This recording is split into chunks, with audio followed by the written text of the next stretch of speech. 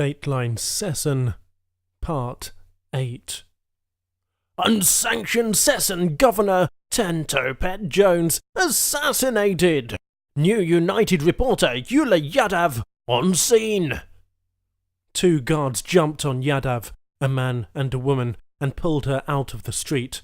The others did the same with Jones, except they sought refuge on the opposite side of the thoroughfare. Screams erupted from left and right as civilians rushed indoors. Awnings were scarce. Most of the buildings didn't even have proper roofs with gutters or any kind of lip. Yadav plastered herself against the side of the building, the guards brandishing their guns, scanning the rooftops. Jones called to Yadav, but was quickly pulled down an alley and out of sight by her security team. "I knew it," Yadav cursed to herself. All the roses and sunshine, I am for the people crap was just that, a load. Someone had heard their fearless leader was walking tall downtown and had decided this would make a fine time for target practice. Yadav didn't like getting this close to an assassin's pot shots. With the governor on her way back to her ivory tower, Yadav let herself breathe deeply, right up until her male guard stepped out of the shadows and went down hard. The rat-a-tat-tat of consecutive shots echoed between the cement buildings. The female guard pulled her comrade back and propped him against the building. A heavy gurgle escaped his open mouth. "Stay with me! Keep your eyes open!" the woman shouted, slapping his cheek. In the next moment, he slouched to one side, lifeless. Haddix's face flashed before Yadav's eyes. Why hadn't the assassin followed the governor? Who was left to target? She crouched into herself, searching the rooftops for signs of movement. There! A dark figure, 4 buildings down. It shifted, revealing a long barrel. She tugged roughly on the guard's collar. "Over there!" "Damn, this way!" The woman shoved Yadav behind her and around a corner. She sighted a figure for a heartbeat, then decided not to engage. "Follow me," she said, grabbing Yadav by the lapel and looking her straight in the eye. The woman was blonde and baby-faced. From a distance, without the heavy helmet and armoured vest, Yadav would never have pegged her for a military type. Up close, though, her sheer presence was commanding. "Move only when I say. If I yell stop, that means instantly. Got it?" "Got it." She pointed down a side street. "Move!" A cross-hatch of shadow and light played across Yadav's path as she ran down the narrow passage. Wooden slats and pieces of corrugated sheet metal created makeshift bridges between the buildings. The flat, unfinished roofs apparently served as a second set of streets, which meant the shooter had an easy means of pursuit. The guard continuously barked out directions. "Left! Right! Left! Left!" Yadav's breaths became deep and laboured. The air was too thin. She felt light-headed, her lips and fingers tingling, but adrenaline kept her going. The city centre and the governor's hill moved further and further away.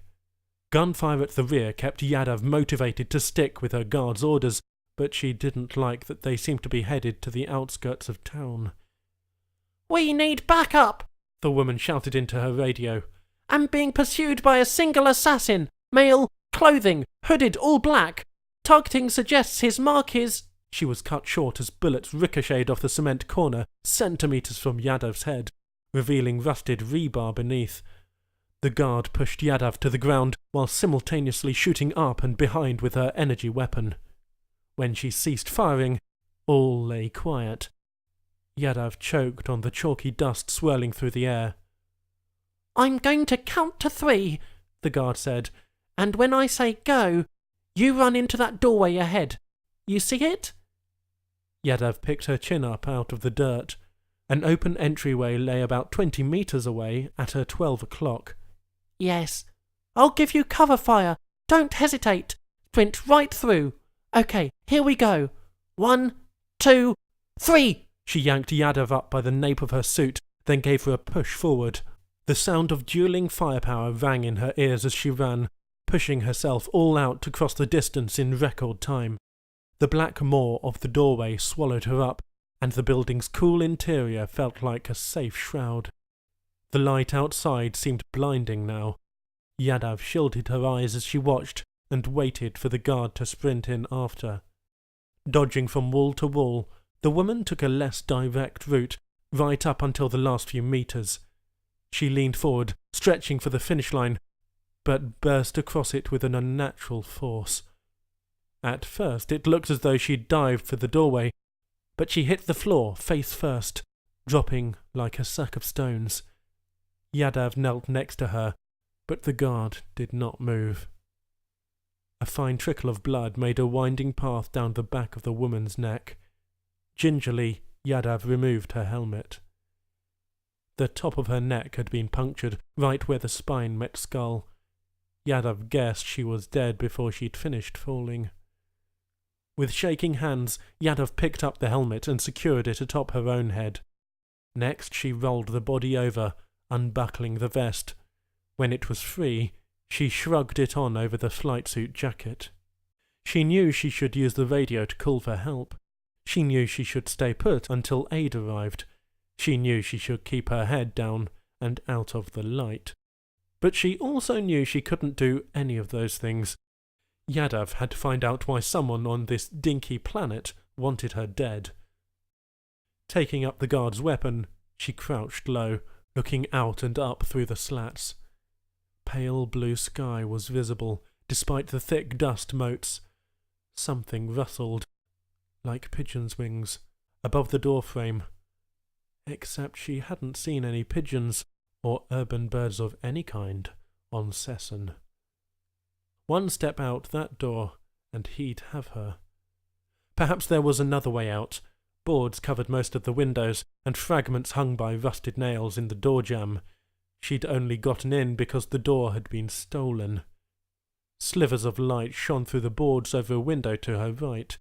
If she could open it quietly, she might be able to slip out that way. Quickly she gave her new vest a pat-down. Clammy fingers kept her from getting a good grip on the pocket flaps, but eventually she plucked a few open. One contained sanitary wipes, another mints. The third had a fresh battery. The fourth, a grenade of some kind. What she really needed was a distraction. The guard's black boots drew her attention. They were much nicer and better for outrunning gunmen than the pumps the governor had lent her. Hoping she was dealing with a patient assassin, Yadav yanked the boots from the dead woman's feet. As she laced them, she noticed how slick the plastic pumps were. She gave one shoe an experimental shove, and it slid a long ways across the cement floor. Aha!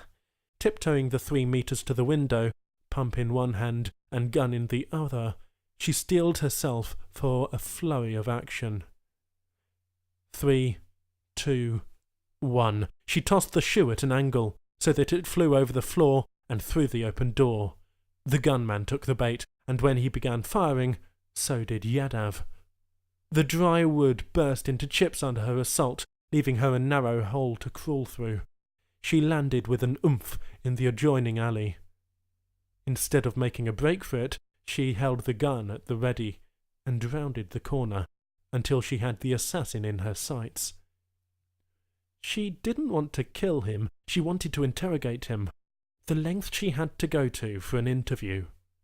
"Hey!" He spun and froze, but only for an instant of uncertainty. Would he shoot? No, he ran. Going from hunted to hunter in a split second, she gave chase. With every breath, another swear escaped her chapped lips.